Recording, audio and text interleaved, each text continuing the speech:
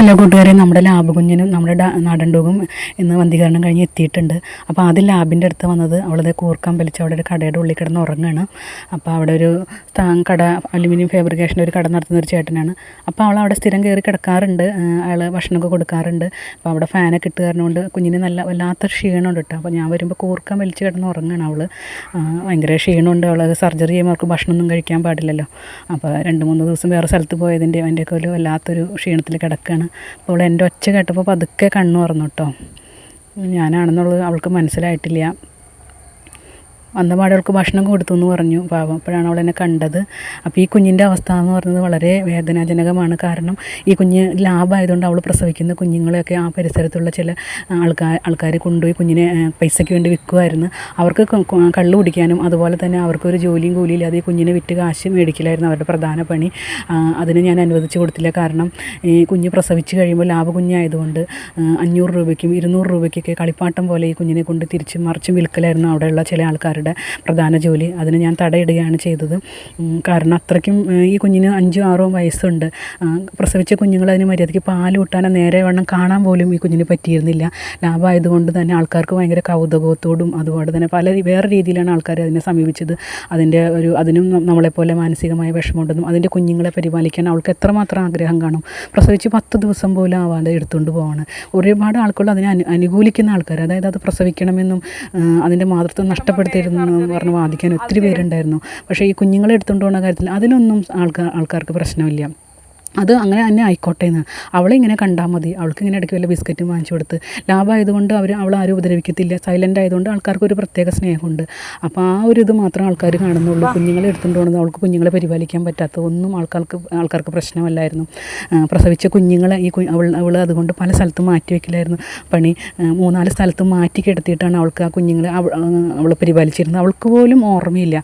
കാരണം പ്രസവിച്ച കുഞ്ഞുങ്ങൾ എത്രയുണ്ടെന്ന് നമ്മൾ അവളെ ചെല്ലും കാണുമ്പോൾ ആദ്യം കണ്ട കുഞ്ഞുങ്ങളെ പിന്നെ കാണാറില്ല. കാരണം ഇവൾ പല സ്ഥലത്തും ഒളിപ്പിച്ച് വെച്ചേക്കായിരുന്നു. ആ ഒളിപ്പിച്ച് വെച്ച സ്ഥലത്ത് നിന്ന് തന്നെ അവളുടെ കുഞ്ഞുങ്ങളെ എടുത്തുകൊണ്ട് പോയി. എത്രത്തോളം മാനസികമായ കുഞ്ഞ് വിഷമം അനുഭവിച്ചിട്ടുണ്ട്. പ്രസവിച്ച് 15 ദിവസം കഴിഞ്ഞപ്പോഴേക്കും ഇവളുടെ കുഞ്ഞുങ്ങൾ ഒന്നും തന്നെ ഉണ്ടായിരുന്നില്ല. അതിൽ നിന്ന് നമുക്ക് അവളെ രക്ഷിക്കാൻ പറ്റി. അത്രയ്ക്കും ക്രൂരമായ മനുഷ്യന്മാരുണ്ട് നമ്മുടെ നാട്ടിൽ. അതിൽ നിന്നൊക്കെ മോചിപ്പിക്കാൻ എനിക്ക് പറ്റി. ഇനി ഇതേപോലെയുള്ള കുഞ്ഞുങ്ങളെ മോചിപ്പിക്കാൻ എന്നോടൊപ്പം നിങ്ങളും സഹകരിക്കുകയാണെങ്കിൽ എനിക്ക് ഒരുപാട് കാര്യങ്ങൾ ചെയ്യാൻ പറ്റും. പിന്നെ നമ്മളുടെ നാടൻ ക്യൂട്ടി എന്നാണ് ഇവളെ പേരിട്ടേക്കുന്നത്. ഇവളുടെ പേര് ഇവൾക്ക് തന്നെ അറിയില്ല. ഇവളെയും നമ്മൾ രക്ഷിച്ചു. ഇവളെ പോലെ തന്നെ വേറൊരു ഡോഗും കൂടി ഉണ്ട്. അവർ രണ്ടുപേരും വളരെ കുഞ്ഞിലെ ഉപേക്ഷിച്ചതാണ്. അന്ന് തുടങ്ങി നമ്മൾ ഭക്ഷണം എല്ലാം കൊടുത്ത് കുഞ്ഞിനെ പരിപാലിച്ചു. ഒത്തിരി വലുതായപ്പോൾ അവൾക്ക് ഭക്ഷണം കിട്ടുമായിരുന്നു. അവിടെ ഒരു ലോട്ടറി വയ്ക്കുന്ന ഒരു ചേച്ചിയുണ്ട്. ആ ചേച്ചിയുടെ ഞാൻ ഭക്ഷണം വാങ്ങിച്ച് കൊടുക്കുമായിരുന്നു. പിന്നെ അവിടെ അത്യാവശ്യം കുറച്ച് പേരൊക്കെ സഹകരിക്കുന്നുണ്ടായിരുന്നു. ഇതിപ്പോൾ ഞാൻ ഭക്ഷണം കൊടുത്തു കഴിഞ്ഞപ്പോൾ അവൾ എൻ്റെ പിന്നാലെ വന്നപ്പോൾ ഞാൻ ഇട്ട് കൊടുത്തതാണ് കേട്ടോ. ചിലർക്ക് തറയിൽ ഇട്ട് കൊടുക്കണമെന്ന് പരാതിയുണ്ട്. നല്ല സ്ഥലമാണ് അതൊക്കെ. അവിടെ വെയിലുള്ളതുകൊണ്ട് അവൾക്ക് വേറെ അവിടെ അടിക്കുന്ന സ്ഥലമായതുകൊണ്ട് അവിടെ വേറെ പ്രശ്നങ്ങളൊന്നുമില്ല.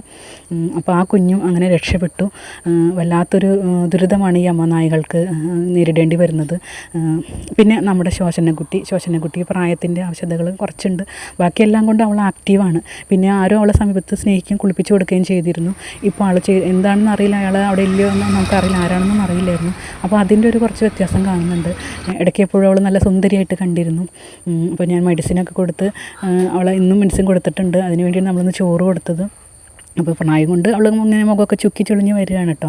പ്രായമാകുമ്പം ഒത്തിരി പ്രായമുണ്ട് ഈ കുഞ്ഞിനെ. എത്രയാണെന്ന് നമുക്ക് പറയാൻ പറ്റില്ല. എനിക്ക് തോന്നുന്നു 15-16 വർഷത്തോളം വളർത്തിയതാണ്.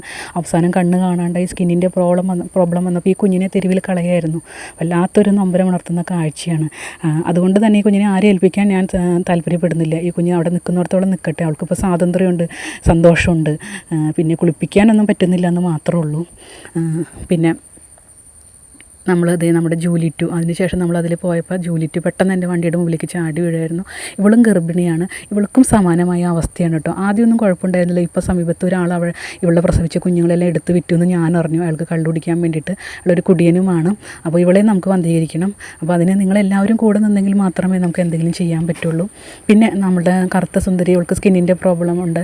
കറുത്ത സുന്ദരി എന്നാണ് ഇവളെ ഞാൻ വിളിക്കാറ്. പക്ഷേ ഇവളെ ഞാൻ അകലെ നിന്നാണ് ഈ വീഡിയോ എടുക്കുന്നത്. എന്താണെന്നറിയാമോ, അവൾ അടുത്ത് കണ്ടാൽ നിങ്ങളെല്ലാവരും പേടിക്കും. എന്താണെന്ന് അറിയില്ല. കുഞ്ഞിന് ഭക്ഷണം കൊടുക്കുന്നുണ്ട്, പക്ഷേ മെഡിസിൻ കൊടുക്കാൻ പറ്റുന്നില്ല. കാരണം അത്ര കണ്ട അവൾക്ക് അങ്ങോട്ട് ക്ഷീണം. എന്താണെന്ന് അറിയില്ല. വീഡിയോ എല്ലാവരും സ്കിപ്പ് ചെയ്യാതെ കണ്ട അഭിപ്രായങ്ങളെല്ലാം അറിയിക്കുക. വരും വീഡിയോയിൽ കാണാം.